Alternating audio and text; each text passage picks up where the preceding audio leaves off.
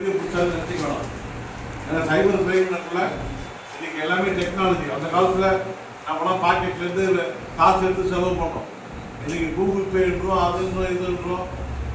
அதாவது உண்மையை சொல்ல போனால் யாருமே கையால் காசு போகிறதே இல்லை. ஒரு காலத்தில் காசுன்னு நமக்கு தெரியும். 10 ரூபா, 100 ரூபா, 500 ரூபா இருக்குல்ல, அந்த பணத்தை பார்க்கக்கூடிய நமக்கு அது கஷ்டம் தெரியும். இந்த ரூபாயை அனுப்புறது 2 ரூபா போடு, 100 ரூபா போட்டுருவோம். இன்னைக்கு நமக்கு அந்த ஃபீலிங்கே கிடையாது.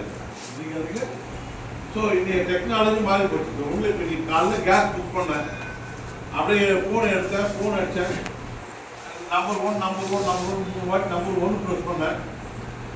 ஸோ புக் ஆகிடுச்சு. அதுக்கப்புறம் ஒரு லிங்க் வந்துச்சு, அதை அழுத்தினேன், இவ்வளோ ரூபா பே ஆயிடுச்சு. இன்னும் சுற்றி அழுத்தினேன், பே ஆகிடுச்சு. ஸோ இவ்வளோ தான் நான் கேஸ் வாங்குறது. ஒரு காலத்தில் அப்படி கிடையாது. இங்கேருந்து நான் அந்த கேஸ் ஐடி புக் எடுத்துக்கிட்டு அங்கே போய் கியூ நிற்கணும்.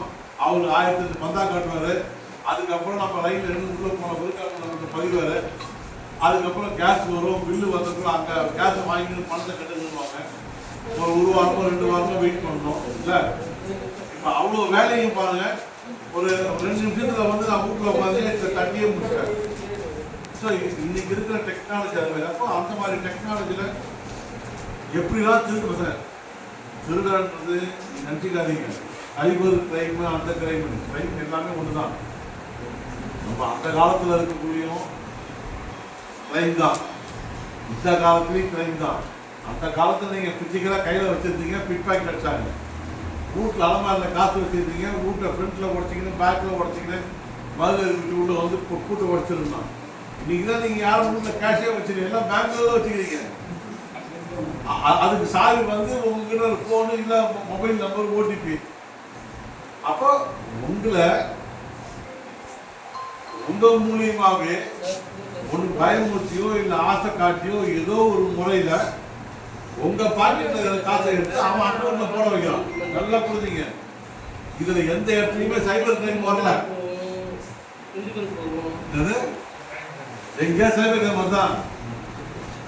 உங்கள் மனசில் அவன் பூந்து உங்களை அவனை நம்ப வச்சு அட்டென்ஷன் டைவர்ஷன் பண்ணி உங்க காசை வாங்கிக்கிறான். இதுல எங்கேயாவது சைபர் கிரைம் வருதா? புரியுதா உங்களுக்கு? சைபர் கிரைம்னா உங்களுக்கே தெரியாம உங்க மொபைல் பூந்து அந்த மொபைல்லேருந்து பேங்க் அக்கௌண்ட்லேருந்து நான் பணம் எடுத்தோம்னா சைபர் கிரைம். இப்பதான் யோசிக்கிறீங்களா? ஆமா சார், இப்படி முடிக்குது. அதுல சார் ரொம்ப வச்சுட்டான் சார், இவ்வளோ பணம் போட்டேன் சார். நீங்கள் ஒன்றும் இல்லை. இப்போ ஆசிரமத்தில் ஒரு பெரிய ட்ரஸ்டி இருக்காரு. அவருக்கு கிட்டத்தட்ட 32 வருஷமா ட்ரேடில் ஷேர் மார்க்கெட்டில் போய் சம்பாதிச்சிருக்காரு. அப்போ அவருக்கு ஷேர் மார்க்கெட்னா தெரியும். அவரு அதான் பழப்பு, நிறைய பேருக்கு அது நடத்துறாரு.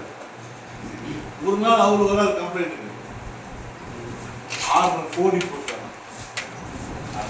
எவ்வளோ? 6.5 கோடி. எனக்கு ஃபர்ஸ்ட் நம்பிக்கை இல்லை. இந்த ஏதோ போய் கொடுக்கலாம். நான் என்ன சொன்னேன், நீ ஆசம் மாதிரி எதுவும் அது எனக்கு பிரச்சனை இல்லை. நீ கொடுக்குற கம்பெனிக்கு ஒரு நாளை income tax statement, bank statement காட்ட முடியுமான்னு. என்ன சார் எல்லாம் லீகல் போகணும் சார், எல்லாம் அக்கௌண்ட்டில் கவனம் சார். நான் இத்தனை வருஷமாக ட்ரேட் பண்ணி அது பண்ணி எல்லாம் லீகலாக சம்பாதிச்சு பண்ணணும். சொல்லுங்க, எப்படி பாருங்க. இதில் என்ன கூத்துனா, எந்த அளவுக்கு அவன் பேசியிருக்கிறான்னா, இவ்வளோ எக்ஸ்பீரியன்ஸ்டான ஆளையே ஷேர் மார்க்கெட்டில் இன்வெஸ்ட் பண்ணுறதா நம்ப வச்சு அது உண்மைதான்றதையும் இந்த ஸ்க்ரீனில் காட்டி 6.5 கோடி எடுத்த பிறகுதான் இவருக்கே தெரியுது. இவர் டிமேட் அக்கௌண்ட் மூலியமா பணத்தை போடல, அவன் அக்கௌண்ட்டுக்கு நேராக போட்டிருக்காரு. ஷேர் சர்டிஃபிகேட் எதுவுமே வாங்கல, எல்லாத்தையுமே ஸ்கிரீன்ல பாத்துக்கிறாரு. அப்போ எந்த அளவுக்கு உங்களை மெஸ்மரைஸ் பண்ணி அவங்க சொல்றது எல்லாத்தையும் நீங்க செய்யற மாதிரி உங்களை ஒரு பொம்மை மாதிரி ஆக்கிட்டாங்க. உங்களை ஒரு பொம்மை மாதிரி. அப்போ இதுல பாமர மக்கள் தான்